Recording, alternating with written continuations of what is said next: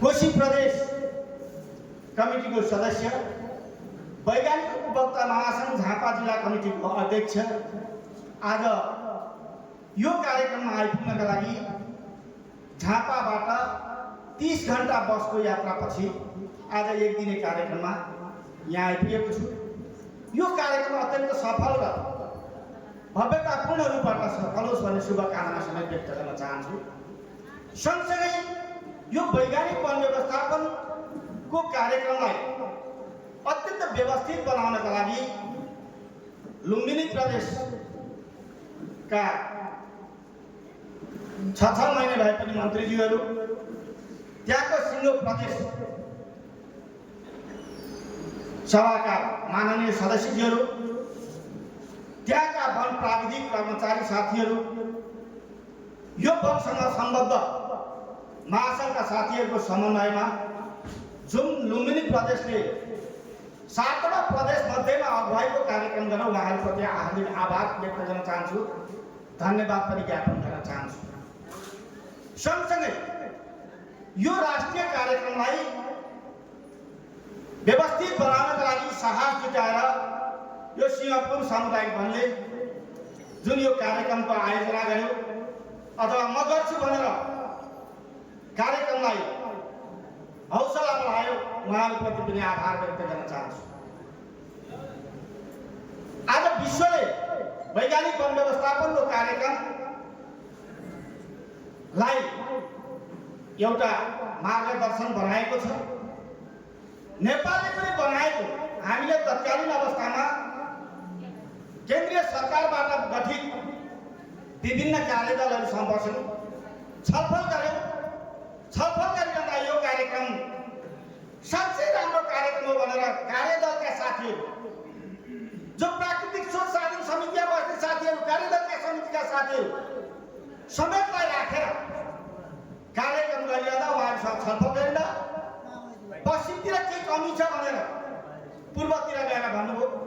पूर्वतिर केही कमी भएको हो, मकैका बोट जस्तो सफाका बोट आएका छन्, त्यो कमी भएको छ, त्यसलाई व्यवस्थित बनाउनुपर्छ, हामी यसलाई व्यवस्थित बनाउनतर्फ जान्छौँ भनेर हामीसँग सहकार्य गरेर वचनबद्धता जनाएर उहाँहरू आउनुभयो।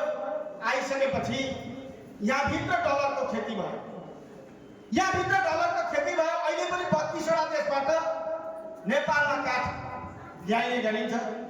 सबभन्दा सस्तो काठ अहिले युएसएबाट आएको काठ नेपालमा सबभन्दा सस्तो छ। त्यो डलरको खेतीले उहाँहरूलाई बिगारेको छ। त्यो प्रति उहाँहरू अहिले पनि पुरी गर्नुभएको, जसरी अहिले प्रमुख अतिथिजी पुरी मानिरहनु भएको छ। यो कार्यक्रम सञ्चालन गर्न यो सुदूरपश्चिममा ढिला गरेछौँ हामीले, उहाँलाई पुरी भएको छ, लाभ लागेको छ, हामीले ढिलो गरेको छ भन्नुहुन्छ। 4 नम्बर वडा अध्यक्षले, कृष्णपुर नगरपालिकाको 4 नम्बर वडा अध्यक्षले उठाउनु भएको कुराले आज सिङ्गो जनप्रतिनिधिको कामको निहुरिएको छ भनेर उहाँहरू पुरी गर्नुभएको छ। ढिला भएको छ। तपाईँ सुदूरपश्चिमका साथीहरू ढुक्क गर्नुहोस्।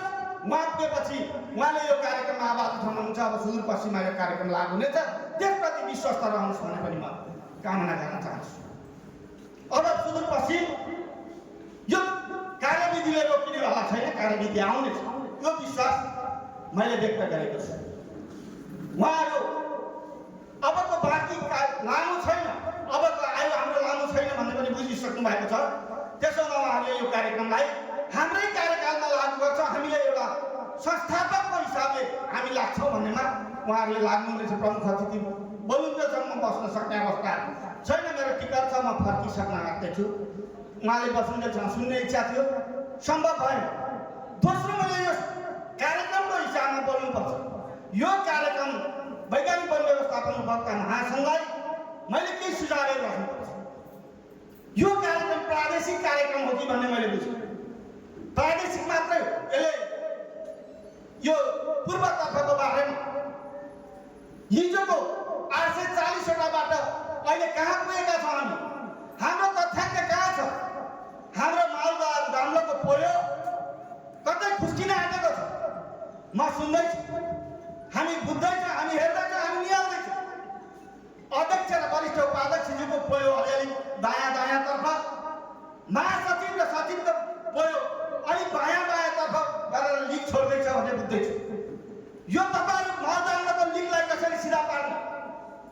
सुशासन आर्थिक पारदर्शितालाई कसरी ठिक ठाउँबाट हिँडाउने यो ठाउँमा वैज्ञानिक वन व्यवस्थापन उपभोक्ता महासंघ लाग्नै पर्छ।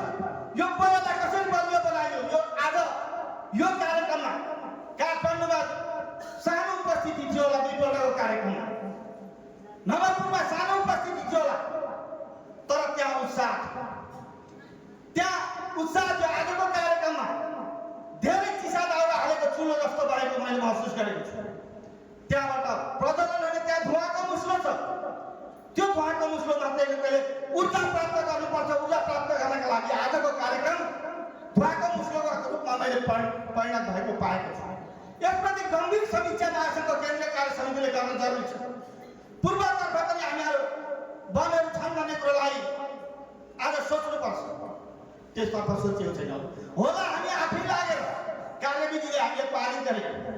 हाम्रो प्रदेशमा कार्यविधि पारित भएको छ, मध्य प्रदेशमा भएको छैन। अहिले पनि कार्यविधि पारित हुन बाँकी छ। कोशी प्रदेशमा कार्यविधि पारित भएको छ। आज कोटा प्रणाली लागू गरिएको छ। संवर्धन प्रधानका आधारित वन व्यवस्थापन कार्यक्रममा जानेका लागि कोटा सिस्टम हुन्छ कि चाहेर लगाउनुपर्छ। जसले चाहना गर्छ त्यहाँभित्र जाने व्यवस्थापन गर्न किन सक्दैन राज्य सरकार? आज किन केन्द्रीय सरकारको प्रतिनिधित्व यो कार्यक्रममा छैन? केन्द्रीय निकायको प्रतिनिधित्व हुनुपर्छ कि पर्दैन कार्यक्रममा? यो त्यस कारणले प्रादेशिक कार्यक्रम हो कि भन्ने मैले बुझेँ। यो केन्द्रीय स्तरको कार्यक्रममा अबको कार्यक्रमको आयोजना गर्दा सानो होस् तर ऊर्जामूलकको लागि काठमाडौँमा यो कार्यक्रमको आयोजना गरौँ।